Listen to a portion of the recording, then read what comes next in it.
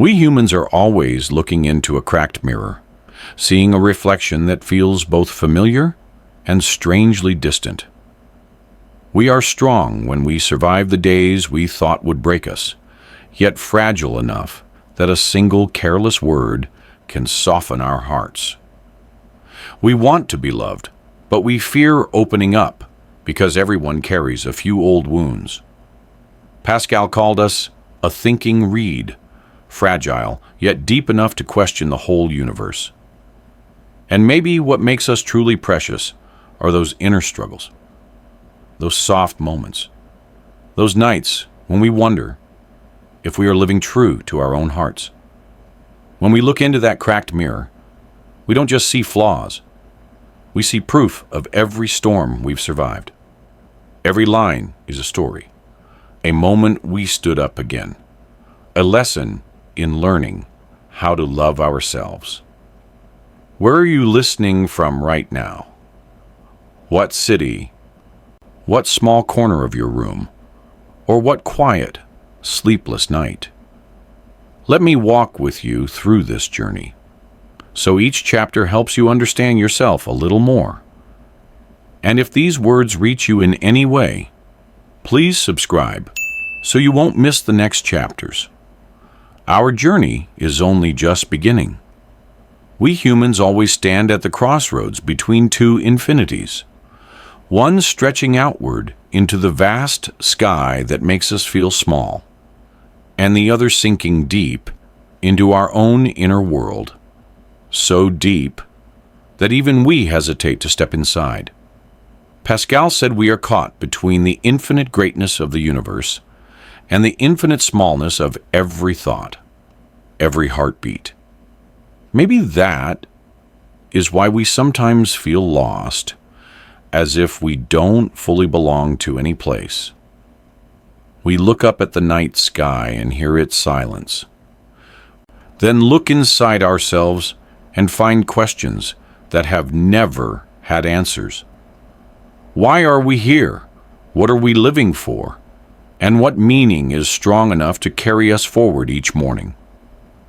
Between these two infinities, we move like a person walking a thin rope suspended in the air, curious yet afraid, but still unable to stop moving ahead.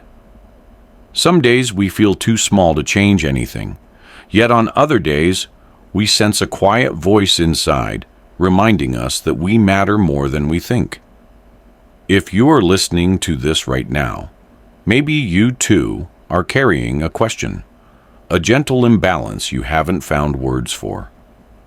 Let me walk with you for a moment, because sometimes a story at the right time is enough to make the path a little clearer. And if these words touch you, don't forget to subscribe and tell me where you're listening from. So this journey between two infinities doesn't have to be a journey alone. There are sorrows that never bother to name themselves. They simply sit beside us in the long nights when the city has gone quiet and the only sound left is our own breathing in a dark room. Pascal said the misery of being human is not found in grand tragedies, but in the small silent spaces we do not know how to share with anyone. It is waking up on a beautiful morning with a heart heavy as stone. It is smiling with everyone, while carrying an emptiness no one can see. We tell ourselves we are fine, that we just need to push a little further, that the sadness will fade on its own. But the truth is, some things do not disappear. They simply learn how to stay with us. Pascal believed that these unnamed sorrows are signs that the soul is searching for something beyond anything we can touch. They make us restless. They make us wonder whether we are truly happy or just moving through life on autopilot. These quiet sadnesses are not meant to weaken us.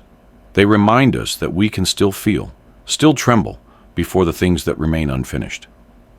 Sometimes all it takes is one sincere look, or a simple question like, "Are you okay to make our throat tighten?" But most of the time, we have to hold ourselves. And in learning to hold those soft, fragile parts, we come to understand ourselves better, slower, and with more kindness.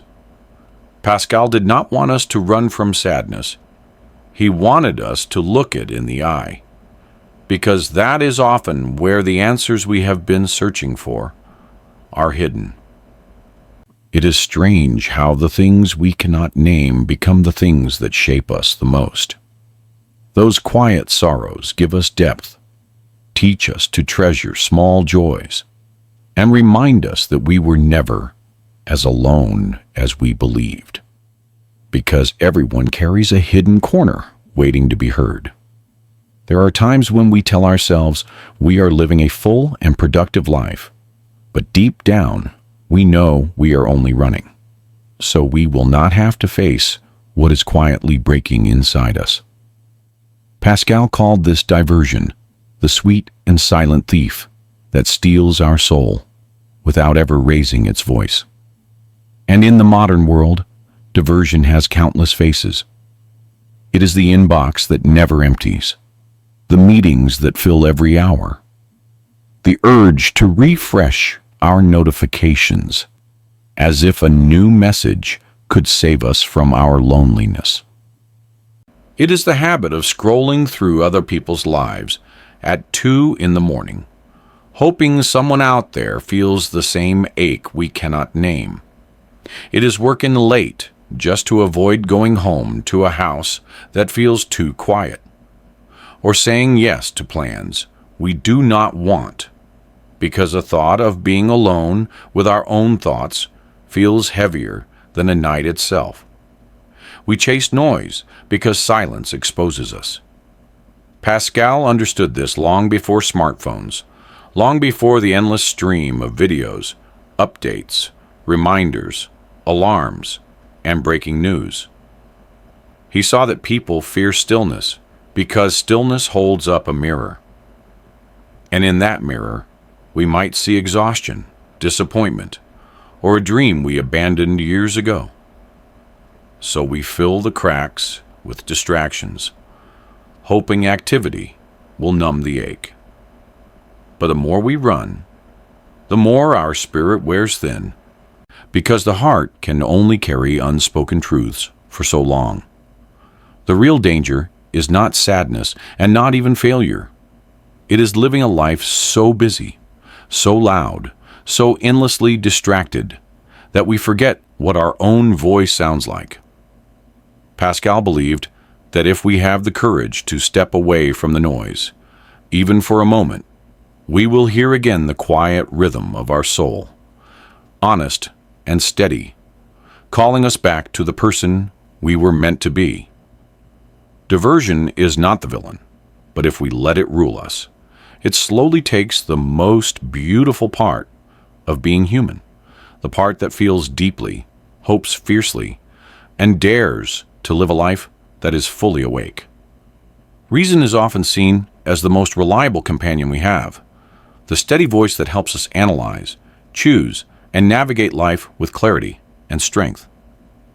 But as Pascal said, reason carries its own quiet limits, invisible boundaries we cannot cross no matter how hard we try.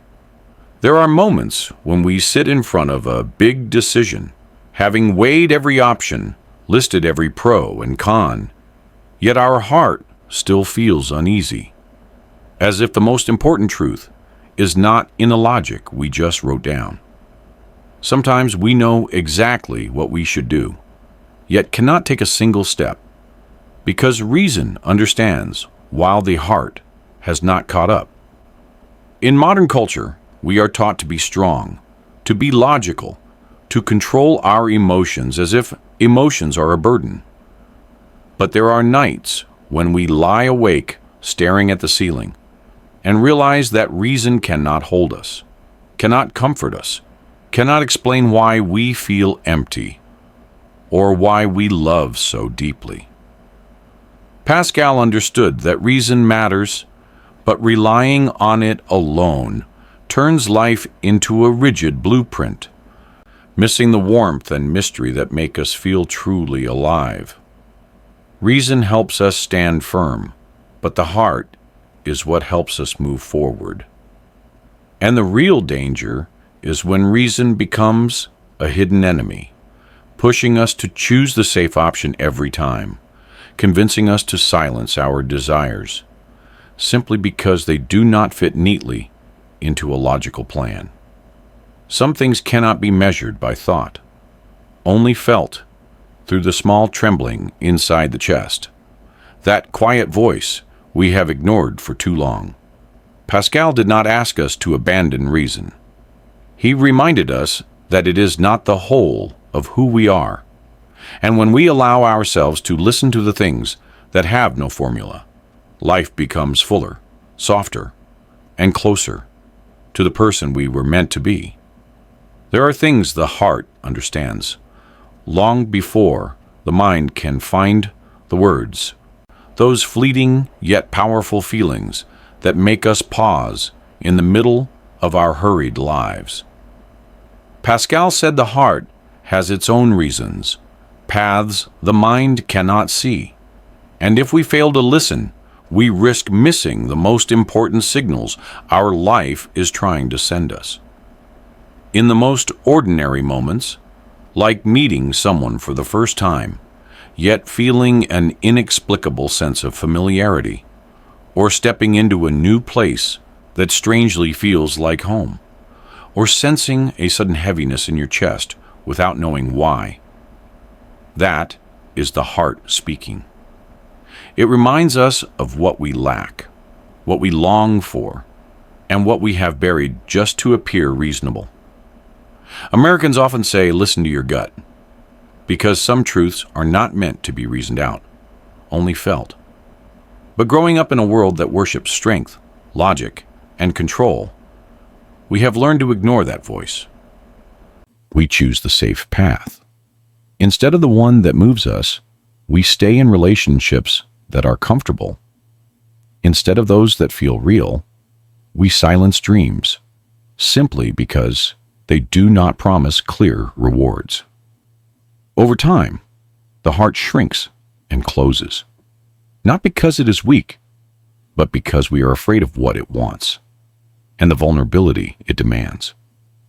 Yet the heart holds everything beautiful about being human, from compassion to courage, from the desire to connect to the ability to love even after breaking. Pascal understood that the mind can direct us, but only the heart can lead us toward what truly matters. When we dare to listen to that quiet voice, we begin to live more honestly, more gently, and more in tune with who we really are. The point is not that the heart is always right, but that if we ignore it completely, we lose the softest part of ourselves, the part that trembles in the presence of beauty and makes life feel real.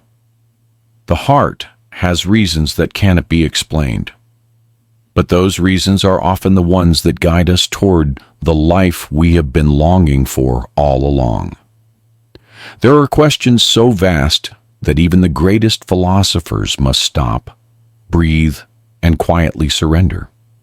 Because no matter how sharp the human mind becomes, it can never contain the full depth of a human heart. Pascal saw this truth clearly. He understood that powerful philosophies can explain the structure of the world, yet collapse when asked to explain loneliness, heartbreak, or the simple longing to be loved. We can read 100 books, master logic and ethics, and still find ourselves sitting alone at night, wondering why our chest feels unbearably empty. We can debate flawlessly, think brilliantly, and reason with precision, and yet when life takes someone we love or breaks something we thought was unbreakable, every theory suddenly feels small. Americans often say life hits hard, and it is true, because there are moments when life strikes directly at the soul. moments raw enough that no idea, no argument, no intellectual framework can shield us. And in those moments, even the philosopher gives up. Not from weakness, but because some questions are meant to be felt rather than solved. Pascal wanted us to understand that knowledge is not enough to sustain a human life.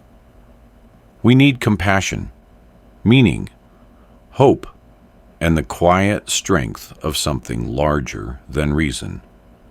When we reach the limit of what we can explain, it is not the end. It is an invitation, a reminder that we were made to seek something deeper.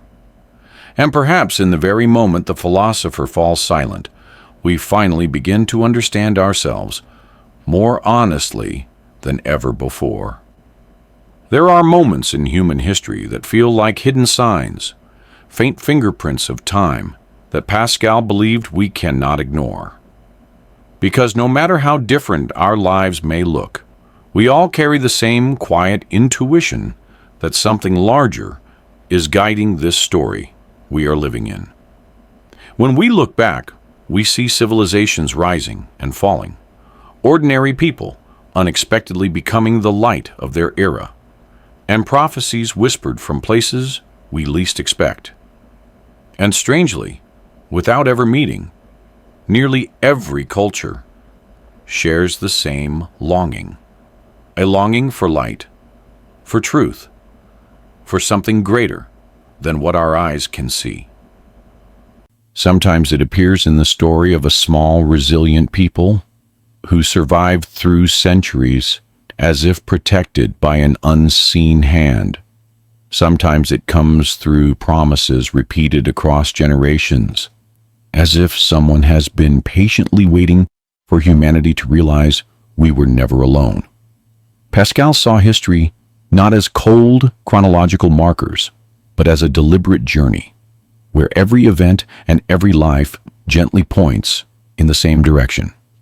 And when we look long enough, deep enough, we begin to notice a single red thread woven through all these stories, reminding us that meaning is not something we fabricate to comfort ourselves, but something that has always been there, quietly waiting for us to slow down enough to see it.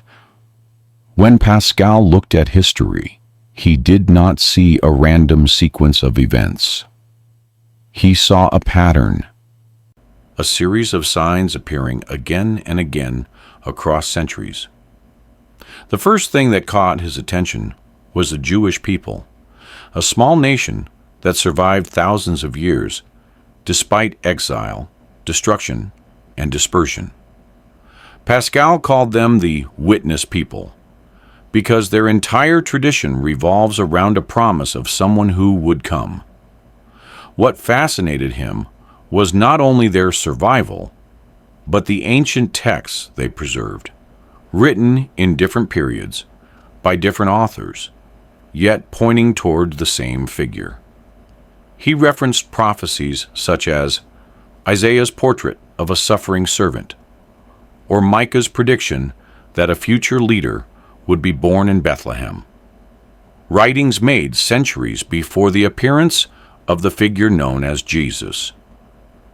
Pascal did not present these as forced proofs. Instead, he simply noted the strangeness of a small nation producing a long chain of writings that converge on one central story. He also observed larger historical patterns. The unexpected preservation of the Bible through Roman persecution and medieval turmoil. The way a small group of followers with no political power became the foundation of a faith that spread across continents, often in opposition to the empires trying to erase it. Pascal did not tell the listener what to believe. He asked whether all of this could truly be accidental, or whether history might be shaped by a deeper structure we rarely notice. His goal was to awaken curiosity, to suggest that history may not be a chaotic river, but a field marked with signs, signs that remained in place as if waiting for humanity to pause, look back, and recognize what had been written long before they were born.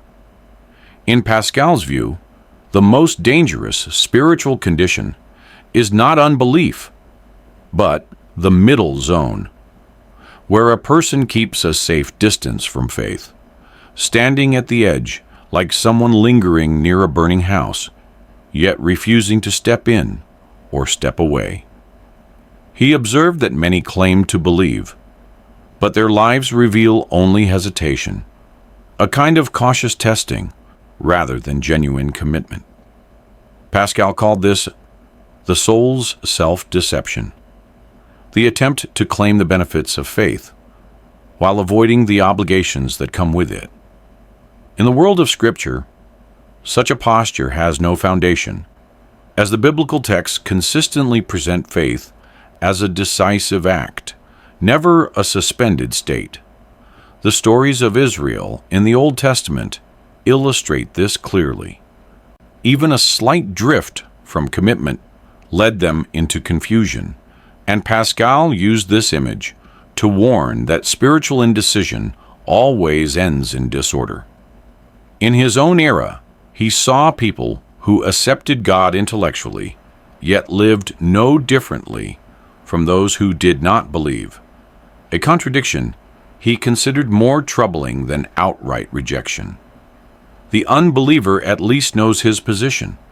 The half-believer does not, living in a gray zone where no prayer arises from true conviction, and no decision carries enough weight to change a life. Pascal's goal was not to condemn them, but to wake them, to show that refusing to choose is not neutrality, but a choice in itself, one that leads inevitably to spiritual drift. That, he argued, is the real tragedy of a half-hearted faith. Pascal approached faith not through emotion or tradition, but through a line of reasoning sharp enough to make even skeptics stop and reconsider. He argued that every human being, whether they acknowledge it or not, is already participating in the greatest wager of their life. Either God exists or he does not. But neutrality is impossible, because every way of living is itself a bet placed on one outcome. If we live as though God does not exist and we are wrong, the loss is infinite, a loss of meaning, of hope beyond death. But if we live as though God does exist and we are right, the gain is infinite, while the sacrifices we make are small by comparison. Pascal did not pressure anyone through emotion. He framed the question using the mathematics of life, appealing to the logic of the modern mind, noting that a rational person never chooses the option with infinite loss. He emphasized that hesitation does not remove us from the game, because refusing to choose is already a choice, one that leans toward the greatest risk. To illustrate this, he compared a person waiting for perfect proof before believing to someone standing in a burning house, insisting on verifying whether the flames are real before running out.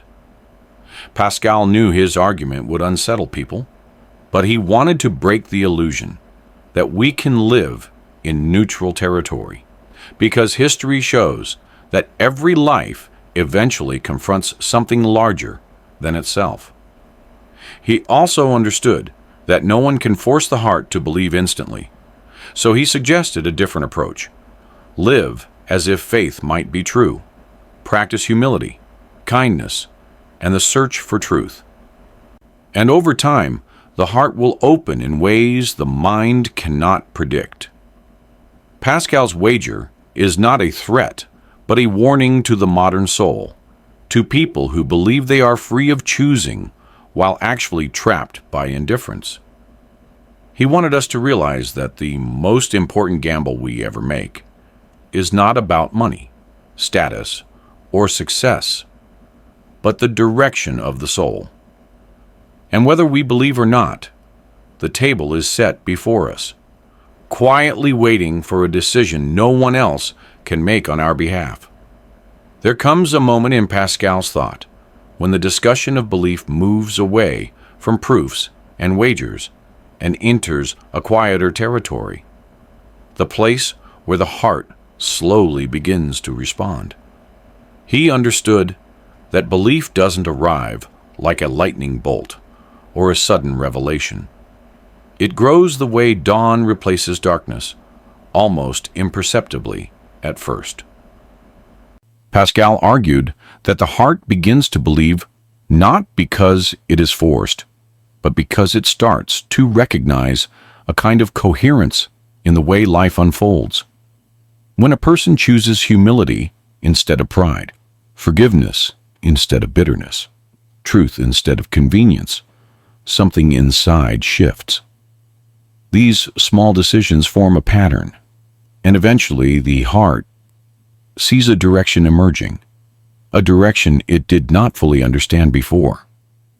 In the biblical world, this process is everywhere, from the quiet obedience of Abraham to the hesitant trust of the disciples, none of whom believed perfectly at the start.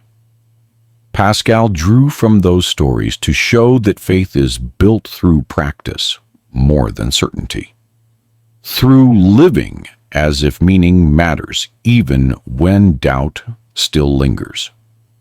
Over time, the heart becomes familiar with the light it once resisted, and suspicion gives way to recognition. The change is subtle but unmistakable, like the moment a traveler realizes they are finally walking toward home and not away from it. Pascal believed this transformation is available to anyone, not as a reward for perfect belief, but as a natural result of aligning life with what is good, patient, and true. When the heart begins to believe, it does not claim to know everything. It simply no longer pretends that nothing matters.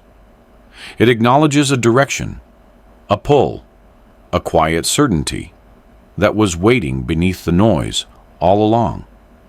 In Pascal's final vision of the human journey, there comes a moment when the search for meaning is no longer an intellectual pursuit or a desperate plea in the dark, but something more intimate, something that feels like recognition.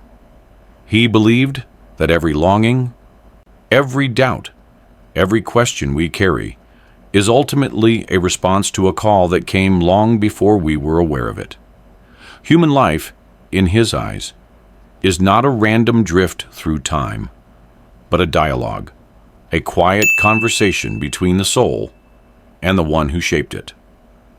And there comes a point, often after seasons of wandering, resisting, questioning, when a person begins to sense that they are not the only one searching. The universe, or what stands behind it, seems to lean closer, as if remembering the name we ourselves had forgotten.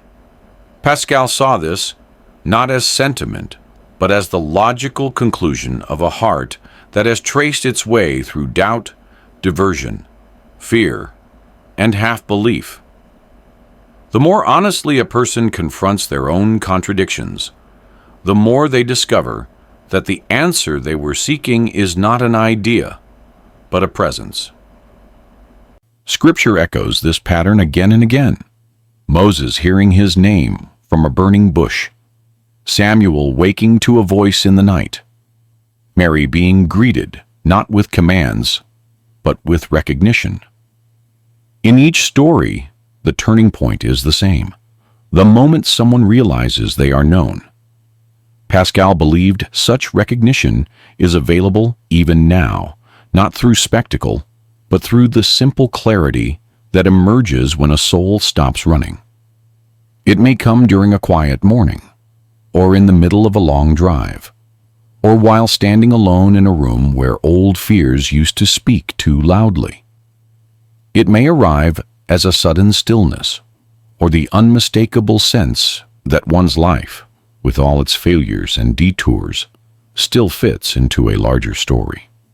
When the universe remembers your name, Pascal said, it is not the universe at all, but the one who made it, calling the lost back to the place where they have always belonged. And this is the closing truth of his journey. We are not wanderers abandoned to chance, but travelers being gently guided home, even when we do not yet know the way.